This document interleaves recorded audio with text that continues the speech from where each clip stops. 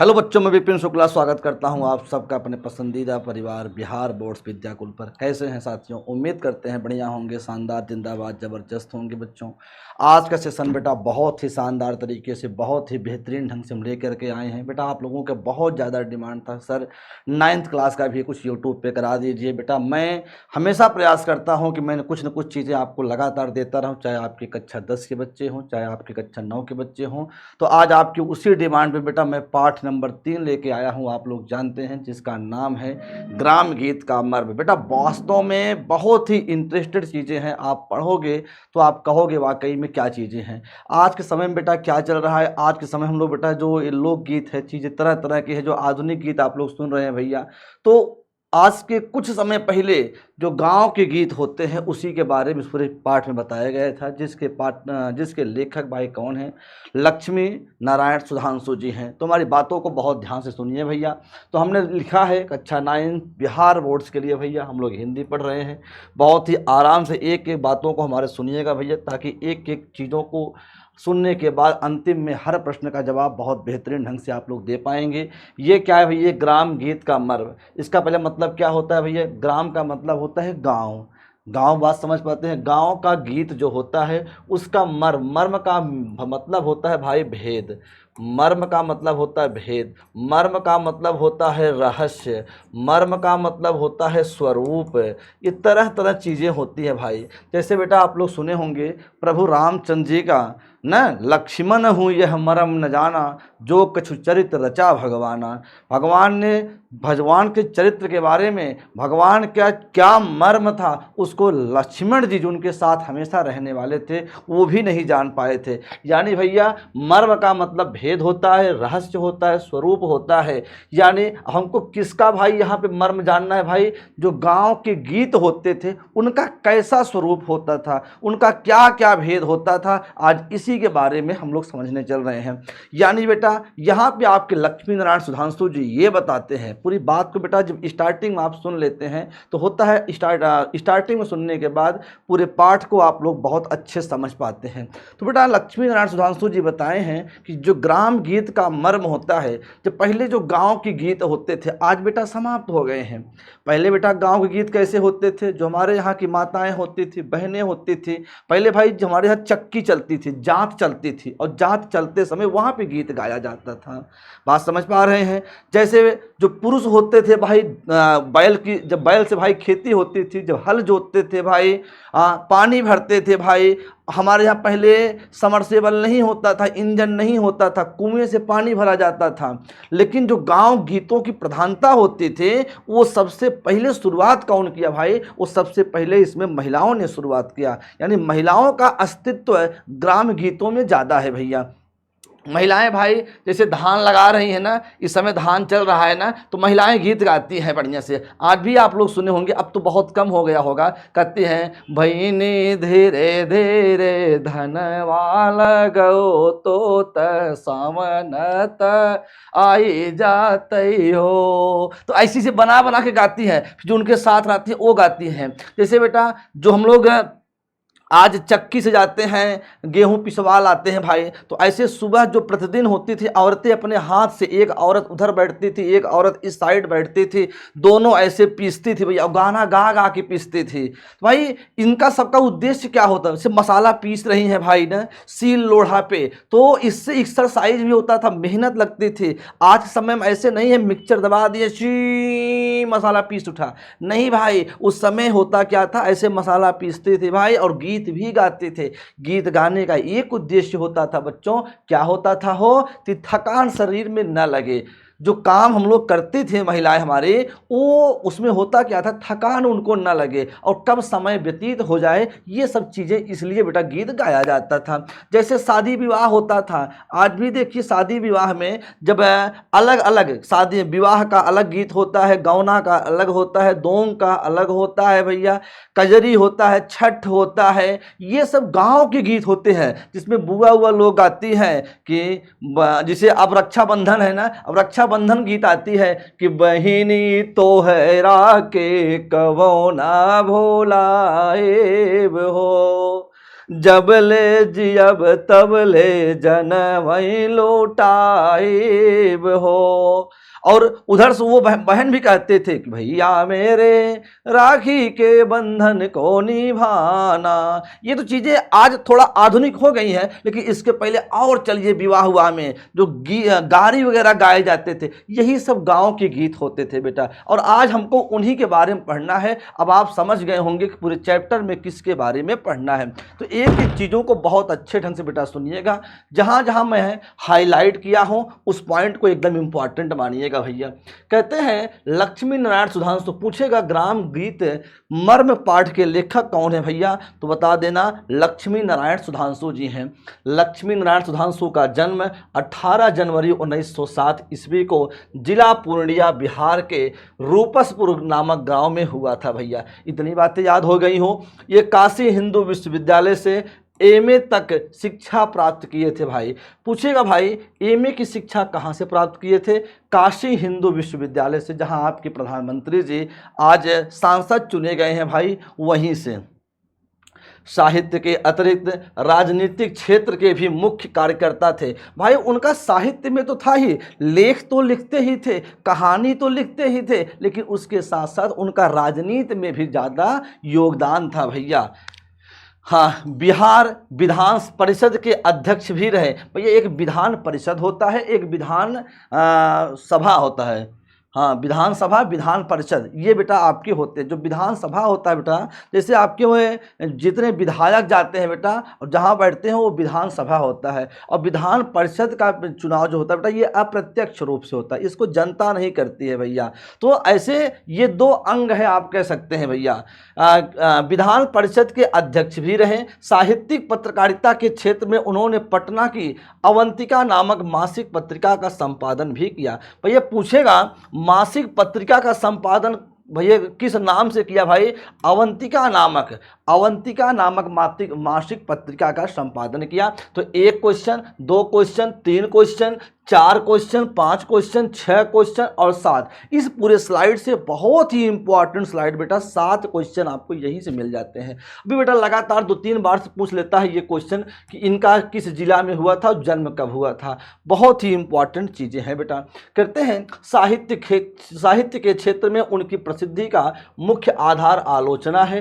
काव्य में अभिव्यंजनावाद 1938 भैया। पूछेगा अभिव्यंजनावाद का शुरुआत कब हुई, 1938 ईस्वी में भैया याद करना। तथा जीवन के तत्व और काव्य के सिद्धांत 1942 ईस्वी उनके प्रमुख समीक्षा ग्रंथ हैं भाई। अब पूछेगा भाई कि जीवन के तत्व और काव्य के सिद्धांत ये उनके क्या हैं भाई, तो बताना समीक्षा ग्रंथ हैं। क्या है भाई, समीक्षा ग्रंथ हैं। पर साथ ही क्रांति साहित्य के क्षेत्र में भी उन्होंने कार्य किया। भ्रातृप्रेम 1926 उनका उपन्यास है भाई। पूछेगा कि उनका उपन्यास क्या है, भ्रातृप्रेम है, मातृप्रेम है, पितृप्रेम है कि बहन का प्रेम है, तो आप बताओगे भ्रातृप्रेम है बेटा। तो कहते हैं कब हुआ ये, 1926 में बता देना। तथा गुलाब की कलियां रसरंग कहानियों के संग्रह हैं। और कहानी के संग्रह भाई क्या है, गुलाब की कलियां याद करना और रसरंग याद करना। गुलाब की कलियां रसरंग याद करना बेटा, बहुत ही इंपॉर्टेंट है बेटा। मैं एक एक चीज़ें समझाते हुए चल रहा हूँ। वियोग शीर्षक उनका निबंध संग्रह भी प्रकाशित हुआ भाई। वियोग शीर्षक क्या है भाई, उनका निबंध संग्रह पूछे तो बता देना कि वियोग शीर्षक उनका निबंध संग्रह है। सुधांशु की प्रतिभा समीक्षा के सैद्धांतिक निरूपण में है और इसके लिए उन्होंने मनोविज्ञान, सौंदर्य शास्त्र एवं प्राचीन भारतीय काव्य शास्त्र के गहन अध्ययन द्वारा समुचित तैयारी की है। छायावाद की छाया तले पलने वाले इस समीक्षक पर रोमांटिक काव्य शास्त्र का प्रभाव यथेष्ट है तथा उन्होंने रामचंद्र शुक्ल की शास्त्रीयता की कड़ियों को ढीला करने का प्रयास किया है भैया।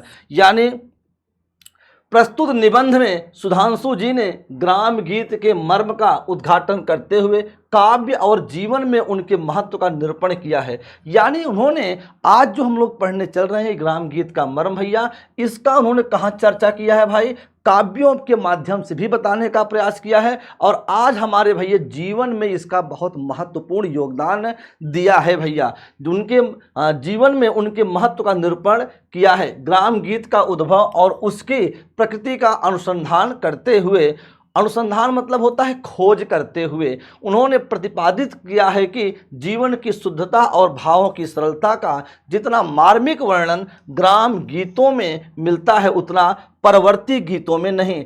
परवर्ती गीतों मतलब कि जो आज गांव की गीतें पहले, अब देखो क्या महिलाएं पहले की गीत गाती हैं, हो किसी महिला को पहले वाला न तो नाच आता है न वैसे गाना आता है ना।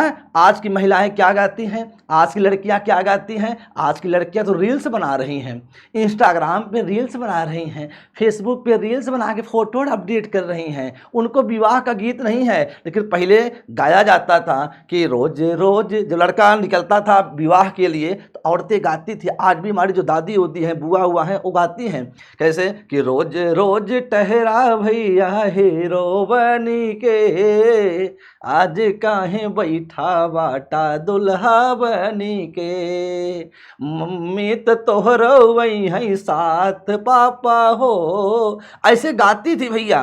और आज की जो लड़कियां हैं कहती हैं साड़ी के फाल सा कभी मैच किया रे, कभी छोड़ दिया दिल कभी कैच किया रे। ऐसा गीत आज की लड़कियां गाती हैं भाई, उनको ये सब पुरानी गीतें नहीं हैं। तो कहते हैं अगर जीवन की शुद्धता देखना है और भावों की सरलता देखना है तो आपको गांव के जो गीत होते हैं भाई उनको सुनना पड़ेगा। जितना आनंद, जितना रस, जितना रुचिकर गांव के गीत होते हैं, आज ये परिवर्ती गीत जो तरह तरह के भोजपुरी गाना चल गए हैं, हो ऐसे ऐसे गाना आ गए हैं, बॉलीवुड हॉलीवुड पता नहीं क्या क्या भैया, कि मतलब समझ नहीं पाएंगे। याद तेरी से कर दे पानी कणत लग से ताना वाना तेरे तेरी से वाना ताने यस रहते, मतलब समझ ही नहीं है क्या कह रहा है पगला ये। और लड़कियां उसी में मस्त रहते हैं, इसमें कोई सरलता नहीं है, इसमें कोई भाव नहीं प्रकट होता है, लेकिन आज के बच्चे ये सुनते हैं। तो लेखक लक्ष्मी नारायण सुधांशु जी बताते हैं कि आपको गांव के गीतों को बेहतर ढंग से समझना पड़ेगा। गांव के गीत आज के गीतों से बेहतर हैं भाई। शुरुआत करने चलते हैं गांव गीत का मर्म बेटा। आप बेटा 90% चीज़ों को पढ़ चुके हैं, 90% चीज़ों में समझा दिया हूं कि पूरे पाठ में क्या कहा गया है, वही सब बातें मैं 10% में एक एक लाइन पढ़ के बता रहा हूं। किसी देश के काव्य का उद्भव साधारणतः वहां की दंत कथाओं या ग्राम गीतों से होता है। किसी देश के काव्य, जो आप लोग काव्य पढ़ते हैं, या काव्य मतलब भाई एक काव्य होता है, एक गद्य होता है। गद्य का मतलब भाई जो कहानी पढ़ते हैं आप लोग, नाटक आप लोग पढ़ते हैं, ललित निबंध पढ़ते हैं, ये जो चीज़ें पढ़ते हैं ये कहानी के अंतर्गत आती है भाई, गद्य के अंतर्गत आती है। लेकिन जैसे कोई आप कविता पढ़ते हैं वो आपके काव्य के अंतर्गत आती है। तो लक्ष्मी नारायण सुधांशु जी कहते हैं अगर किसी काव्य, किसी भी देश के काव्य के अगर उसका उद्भव होता है तो वहाँ की दंत कथाओं का, दंत कथाओं का मतलब होता है भाई जो हमारे यहाँ पहले कहानियाँ होती थी भाई। शाम को हम लोग ठंडी के दिनों में बैठते थे, मोबाइल नहीं होते थे, हमारी दादी जी हम लोगों को सुनाती थी कहानियाँ, किस्सा सुनाती थी कि भैया हो एक थे राजा एक थे रानी, राजा बहुत अमीर भैया थे, उनके यहाँ नौकर लगे थे, चाकर लगे थे, एक बुढ़िया आती थी उनके यहाँ, मतलब ऐसे ऐसे कहानी सुनाते थे। हम लोग बहुत अच्छे से सुनते थे क्योंकि मोबाइल उस समय नहीं था। तो शाम को हम लोग तपता, आप लोग देखेंगे तपता जब बढ़ता है गाँव में, ऐसे बढ़िया से हम लोग ऐसे तापते थे, उसको आगे से तापते थे ठंडी में, वाह ठंडी बहुत दादी, और दादी ऐसे बताती थी। तो भाई वही होता है दंत कथाएं। और जो गांव के गीत होते हैं, गांव के गीत और दंत कथाओं से ही किसी देश के जो काव्य लिखे जाते हैं, यही से शुरुआत होता है भैया। उनके उत्तरोत्तर कलात्मक विकास में मानव जीवन के महत्व की सन्निहित तथा उसकी विविधता का आलोचना रहता है। उत्तरोत्तर कलात्मक विकास यानी जो दंत कथाएं और ग्राम गीत हैं, उनका उत्तरोत्तर मतलब लगातार जो उनका कलात्मक विकास हो रहा है और बेहतर ढंग से विकास हो रहा है, इसके बारे में बताया है। सामाजिक जीवन और काव्य दोनों को मिलकर देखने से यह पता चलता है कि समाज की धारणाओं के मध्य में जीवन का प्रवाह किस दिशा में कितनी दूर तक जा सकता है भैया।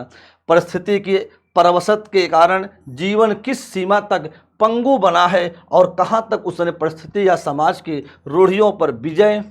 ग्राम गीतों में मानव जीवन के उन प्राथमिक चित्रों के दर्शन होते हैं जिनमें मनुष्य साधारणता अपनी लालसा मतलब इच्छा, वासना, प्रेम, घृणा, उल्लास, विषाद मतलब दुख को समाज की मान्य धारणाओं से ऊपर नहीं उठा सकता है और अपनी हृदयगत भावनाओं को प्रकट करने में उसने कृत्रिम शिष्टाचार, यानी बताते हैं कि गाँव के गीत जो होते थे भाई उस समय के, उसमें ये सब बातें उसमें देखने को आसानी से मिल जाती थी। ऐसे ऐसे गीत होते हैं ना जहाँ पे इच्छा भी प्रकट होती थी, जहाँ पे घृणा भी होता था, घृणा वाले गीत भी गा देती थी, प्रेम वाले गीत भी गा देते थे भैया हो, बहुत अच्छे लगते थे। उस समय डीजे वूजे नहीं था हो शादी उदी में, ठीक है, ऐसे लोग गा देते थे। और आज भी भाई डीजे वाला गाना शादी विवाह में नहीं चलता है, वो दुअरा के चारे भले चल जाए, आप लोग बाराती नाच लें, लेकिन जब विवाह बैठे तो औरतें नहीं गावत थीं भैया हो। एक एक गीतें आप लोग सुने होंगे। ये सब विचार जो विषाद, उल्लास, घृणा, ये सब गाँव गीतों में आपके मिल जाते हैं। कहते हैं हाँ, उसने कृत्रिम शिष्टाचार का प्रतिबंध भी नहीं माना है। उसने सर्वत्र रूढ़िगत जीवन ही नहीं, प्रत्युत कहीं कहीं प्रेम, वीरता, क्रोध, कर्तव्य का भी बहुत ही रमणीय वाह तथा अंतर विरोध दिखाया गया है। यानी बेटा उसमें प्रेम भी दिखाया गया है, वीरता भी दिखाया गया है, क्रोध भी दिखाया गया है, कर्तव्य भी दिखाया गया है कि आप उसको जब गाना को सुनेंगे तो उसमें आपका कर्तव्य भी मालूम पड़ता है कि हमारा कर्तव्य क्या है, हमको क्या करना चाहिए, क्या नहीं करना चाहिए। जीवन की शुद्धता और भावों की सरलता का जितना मार्मिक वर्णन ग्राम गीतों में मिलता है उतना परिवर्ती गीतों में नहीं बेटा। मैंने पहले बता दिया, जीवन की शुद्धता देखना हो, सरलता देखना हो तो गांव के गीतों को सुनिए। जीवन की शुद्धता और भाव सरलता का वर्णन जितना आरंभ जैसे सैसो वैसे ही कला गीत का ग्राम गीत है।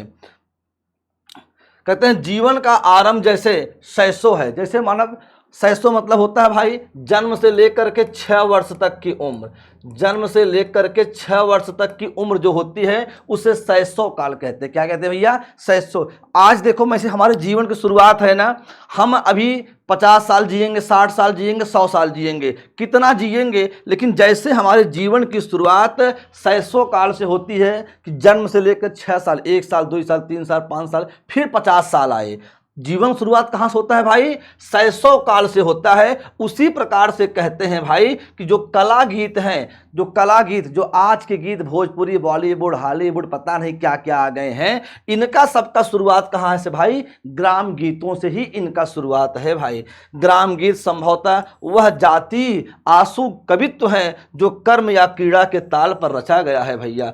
आंसू कवित्व का मतलब होता है कि जो आंसू कवित्व का मतलब होता है कि मतलब बहुत ही जल्दी जिनकी रचना कर दी जाए।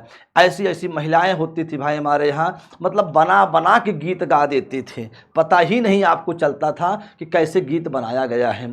तो मतलब कि अगर आवश्यकता पड़ी तुरंत गीत का निर्माण कर देती थी, यही आंसू कवित्व। गीत का उपयोग जीवन के महत्वपूर्ण समाधान के अतिरिक्त साधारण मनोरंजन भी है। यानी महत्वपूर्ण समाधान मतलब कि जैसे बच्चे का मुंडन हो रहा है, अब मुंडन वाला गीत हो गया, मुंडन वाले गीत में खेसारी लाल गीत ना चले, वहीं पवन सिंह के गीत ना चले, वहीं हमारी जो बुआ होती झाड़ा उधर रोपती है, जो नेक चार पाती हैं तो गीत गाती हैं, भैया तोहार आज होला मुंडन त घरवा में खुशी भइल हो, तो ऐसे गाती हैं। आज तोहर नाते हम बाटी। बताओ कितने लोग ऐसे गीत सुने हैं भाई, कितने लोग ऐसे गीत सुने हैं। तो कहते हैं महत्वपूर्ण समाधान, जैसे मुंडन होता है, जनेऊ संस्कार होता है, शादी पड़ती है भाई, जब बच्चा पैदा होता है, इसके ये सब अवसर तो गाए जाते हैं गीत, लेकिन इसके अलावा मनोरंजन के लिए भी गाए जाते हैं, थोड़ा बहुत आनंद आता रहे भैया। ऐसा कहना अनुपयुक्त न होगा, तो ऐसा कोई गलत नहीं होगा। मनोरंजन के विविध रूप और विधियां हैं। स्त्री प्रकृति में गृहस्थ कर्म विधान की जो स्वाभाविक प्रेरणा है उससे गीतों की रचना का अटूट संबंध है। गृहस्थ कर्म विधान जो स्त्री से भाई, जो स्त्रियों का जो घर का काम का विधान है भाई, उसमें भी वो लोग गीत गाती हैं भाई। जो घर में है भाई उसमें भी गीत गाती रहती हैं। और इसका अटूट संबंध है चक्की पीसते समय। अब बतावा, आज हमारे यहाँ कोई चक्की पीसता है हो? नहीं। लेकिन ये गांव के गीत जो लिखे हैं ये लक्ष्मी नारायण सुधांशु जी आज का नहीं लिखे हैं, बहुत समय पहले का लिखा है। तो हमारे घर में चक्की, हम लोग जो गेहूं पिसवाना होता था बाजार में थोड़ी जाते थे, चक्की, बताओ कितने लोग चक्की उक्की देखे हैं, बताएंगे कमेंट में आकर के। ऐसे चक्की होती थी भाई, इसे पीसती थी और गीत गाती थी भाई। धान कूटते समय भाई, चरखा काटते समय भाई, अपने शरीर श्रम को, जो शरीर का मेहनत होती थी उसको हल्का करने के लिए स्त्रियां गीत गाती हैं। उस समय उनका अभिप्राय साधारणता यही रहता है कि परिश्रम के कारण जो थकावट आई रहती है, अच्छा भैया, उससे ध्यान हटाकर अन्यथा मनोरंजन में चित्त संलग्न किया जा सके। अब देखो वहाँ पे कोई शादी विवाह मुंडन नहीं है भाई, लेकिन उनका एक उद्देश्य होता है कि मनोरंजन मिलेगा, थकावट महसूस नहीं होगी। उधर से देवरानी गाएगी, इधर से जेठानी गाएगी, भाई गेहूं पीस उठत रहा, एक पैसा खर्चा ना रहा और सेहत भी मेंटेन रही। आज तो एकदम जात पति बाहरे पिसाई के लिए आवत बाटे, मसाला मिक्सचर में पीस दिया जाता है, ऐसे खाए कि चौड़ियाए गए पनीर खाए खाए, ऐसे डोलात ना आई बैठे। सीढ़ी पे चढ़ना होता है तो लिफ्ट से चढ़ती हैं भाई ना। पहले सब मेहनत करते, जात तो पीसना होता था, ऐसे चलाना होता था सीढ़ी लोढ़ा, तो बड़ा मेहनत होता था उसमें, तो सारा चर्बी एकदम गल जाता था। लेकिन आज एकदम मोटी हो गई हैं, हमको शुगर हो गया है, हमको ये रोग हो गया है। अरे होगा नहीं रोग तुमको, बताओ जो तुम बैठी हो तो कहते हैं इसके अतिरिक्त कुछ ऐसे गीत भी हैं जो भाव की उमंग में गाए जाते हैं। किसमें भैया? भाव की उमंग में, मतलब खुशी में गाए जाते हैं। जैसे भाई कब हो? जन्म के समय गाई जाता है, जो आप लोग गाते हैं कि ललना लाल होई है कुलवा के दीपक मनवा में आस जागल हो। भाई मुंडन के समय भाई, अभी हमने गा के सुनाया, मुंडन के समय भाई यज्ञोपवीत भाई जब जनेऊ पहनाई जाता है, विवाह के समय कौनो त्योहार, कजरी होई के, छठ होई के, रक्षाबंधन होई के हो, और आदि के अवसर पर जो गीत गाए जाते हैं उनमें उल्लास और उमंग की ही प्रधानता होती है। उनके गीतों का मुख्य विषय पारिवारिक जीवन है, प्रेम, विवाह, पतोहू और सास ससुर के बर्ताव, माँ भाई बहन का स्नेह आदि बातें ही ज़्यादातर गीतों में पाई जाती हैं। और भैया जो गीत गाई जात न हो वो मन सास ससुर के बारे में जिक्र रहा था ना, पति के बारे में जिक्र रहा था, ननद के बारे में जिक्र रहा था, देवर के बारे में जिक्र रहा था। आजकल सब चाहा तक हमें पति जवन बाटे राम के जैसन मिले, हमें पति जवन बा शंकर के जैसे मिले।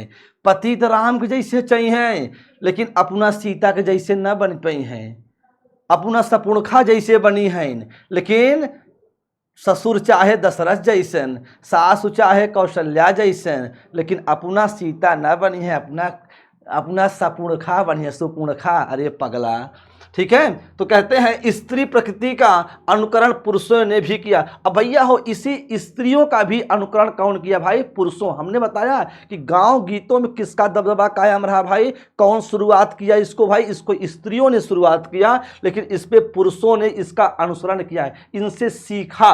हल जोतते समय जब भाई हल जोतते थे वो लोग भी गाते थे, नाव खेलते समय, पालकी ढोने आदि कामों के समय गाए जाने वाले गायक गीत पुरुषों ने भी बनाए।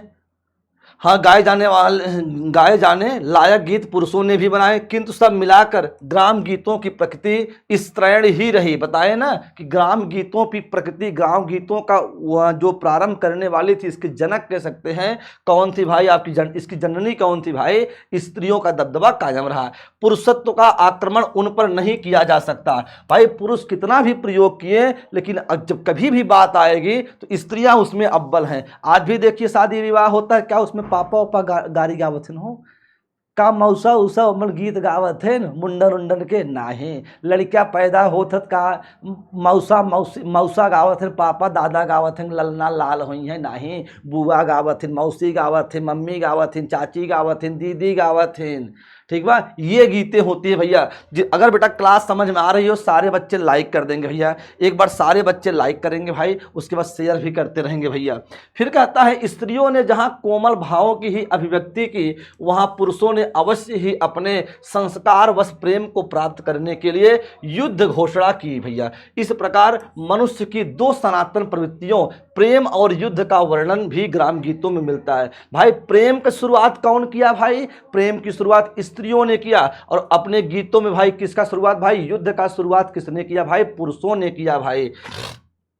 तत्वतः ग्राम गीत हृदय की वाणी है, मस्तिष्क की ध्वनि नहीं की वाणी है, मस्तिष्क की ध्वनि नहीं। यानी ये हृदय से निकलता है गांव के गीत, केवल मुंह से नहीं, हृदय से बड़ा आनंद मिलता है, बड़ा सुख मिलता है गांव के गीत सुनने में।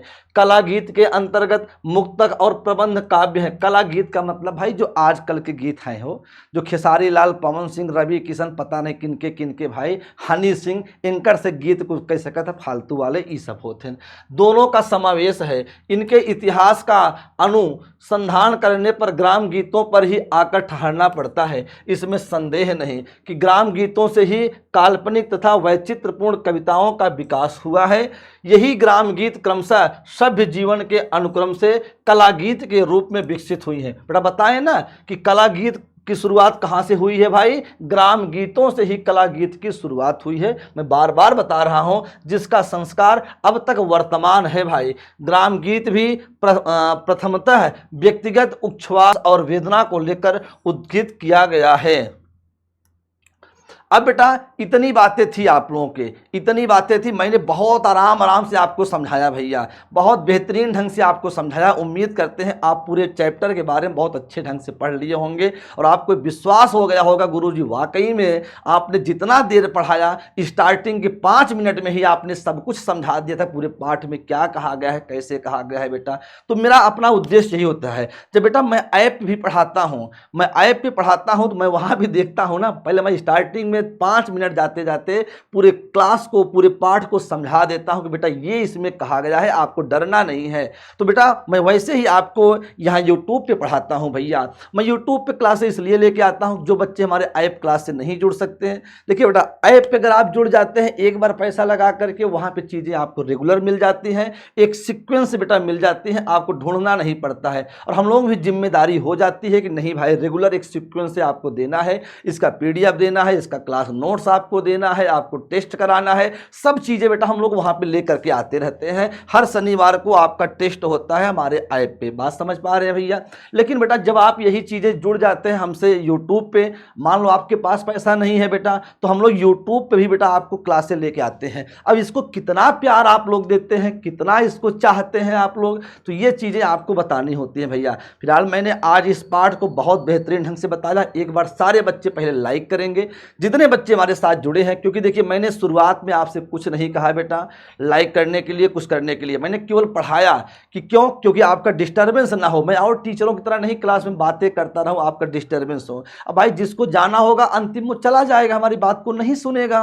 लेकिन बेटा जितने बच्चे एक बार हैं लाइक करो अगर आपको मेहनत लग रही हो, और एक बार बेटा एक एक ग्रुप में आप लोग 5-5 लोग को बेटा केवल शेयर करते जाओ कि विपिन सर की क्लास आपको डेली करनी है। जितना आपका प्यार रहेगा बेटा उतना मैं आपके लिए हमेशा तत्पर रहूंगा। और ये बेटा आपका है भाई होमवर्क है, क्या है भाई? होमवर्क है बेटा, HW है। इसका जवाब सारे बच्चे हमको आकर के कमेंट में बताएंगे, इसका जवाब सारे बच्चे हमको आके कमेंट में बताएंगे कि हाँ सर क्लास कैसी लगी। पहला उत्तर आपको देना है क्लास कैसी लगी, अपने शब्दों में आपको बताना है कि क्लास कैसी लगी, क्लास कैसी लगी, ये अपने शब्दों में आपको बताना है। और जो दूसरा बेटा आपको बताना है, क्या बताना है भैया? कि इसका उत्तर क्या होगा, कि इसका आंसर क्या होगा भैया। ये दोनों बात आपको बताना है भैया कि उनका उपन्यास का नाम क्या था। उनका मतलब भाई मैं बात कर रहा हूँ लक्ष्मी नारायण सुधांशु का। किसका भाई? यहाँ ध्यान दे देना, लक्ष्मी नारायण भाई, उन्हीं के बारे में तो बात है भाई। लक्ष्मी नारायण सुधांशु भाई, इस पाठ के लेखक वही हैं, लक्ष्मी नारायण सुधांशु भाई। इनका उपन्यास का नाम क्या है? भ्रातृ प्रेम है। भ्रातृ प्रेम, मातृ प्रेम, पितृ प्रेम, इनमें से कोई नहीं। बेटा मैंने बता के भी आया था, अगर आप पढ़े होंगे तो इसका जवाब दे देंगे। तो आज के लिए मेरे बच्चों, आज के लिए मेरे हृदय टुकड़ों, इतना ही है बेटा। फिर हम आपसे मिलते रहेंगे, तब तक आप लोग स्वस्थ रहना, मस्त रहना, अपना ख्याल रखना, अपने माता पिता का ख्याल रखना। अंतिम एक मोटिवेशन के साथ क्लास की समापन करते हैं। यही जज्बा रहा तो मुश्किलों का हल भी निकलेगा, यही जज्बा रहा तो मुश्किलों का हल भी निकलेगा। जमी बंजर हुई तो क्या वहीं से जल भी निकलेगा। न घबराना और ना मायूस होना, इस अंधेरे से मेरे साथी, इन्हीं रातों के दामन से सुनहरा कल भी निकलेगा। जय हिंद, जय भारत।